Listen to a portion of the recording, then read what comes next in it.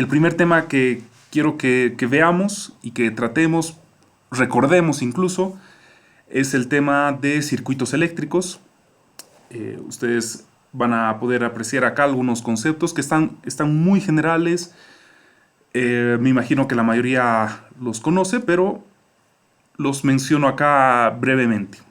El tema del voltaje, la tensión, la fuerza de empuje. Bueno, hay varias formas de denominar al voltaje, diferencia potencial, etcétera, que se mide en volts, que es lo que tenemos acá, y generalmente se denota en los textos con este círculo y un voltaje.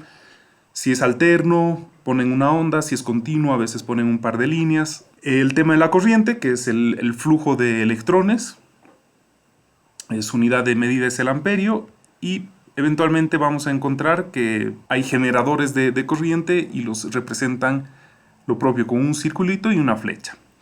En general, estos conceptos creo que están bastante entendidos o es de uso común. Acá ya empieza un tema que me parece fundamental aclarar, diferenciar y que empiece a quedar más claro. El tema de la impedancia, obviamente en un concepto simple, es la oposición al flujo, una oposición ya sea al voltaje, una oposición a la corriente. Eso creo que está bastante claro.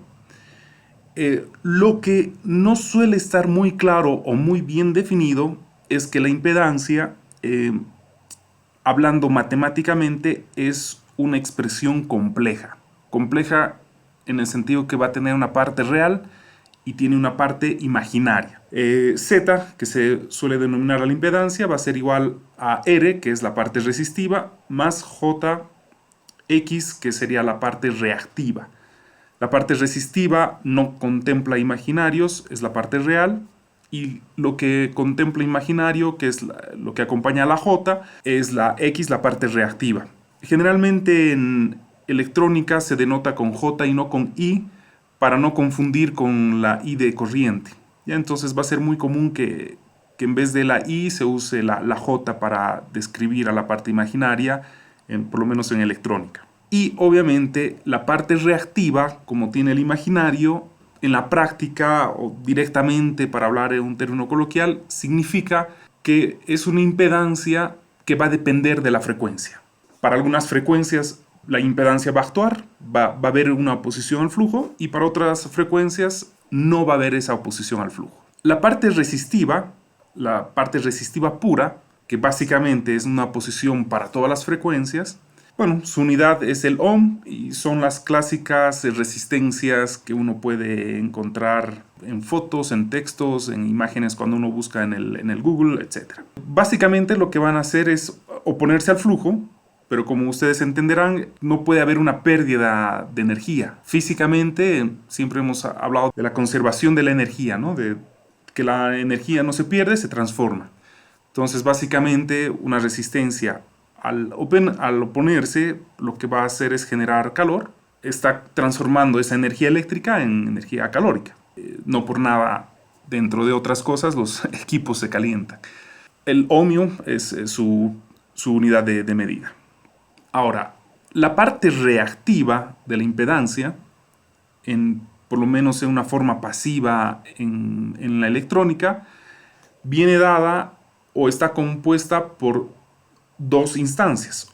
Una que es el condensador, que básicamente almacena energía, esa es su forma de oponerse, no la disipa, la almacena. Su unidad es el faradio.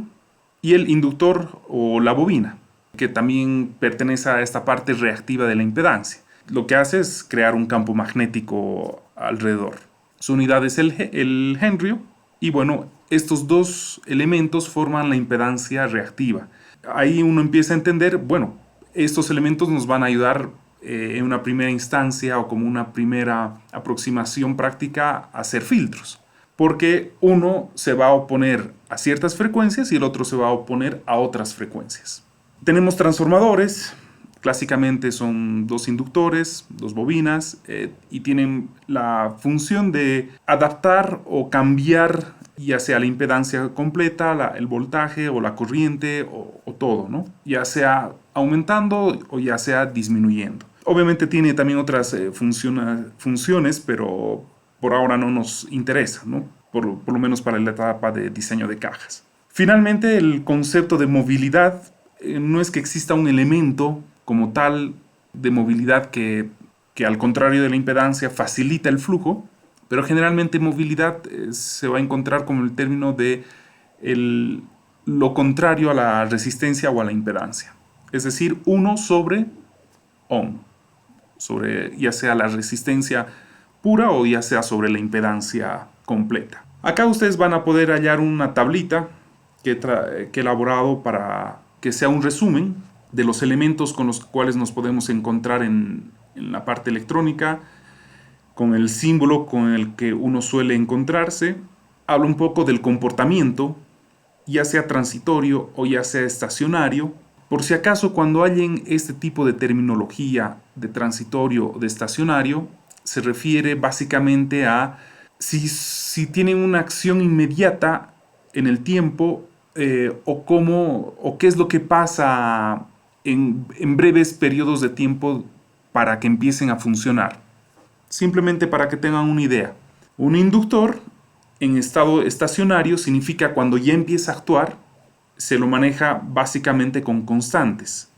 Pero este inductor, antes que empiece a funcionar, tiene un periodo de accionar, y tiene un periodo de relajamiento. Básicamente, para los músicos, o si es que quieren hacer alguna analogía, vendría a ser como una especie de ataque y release.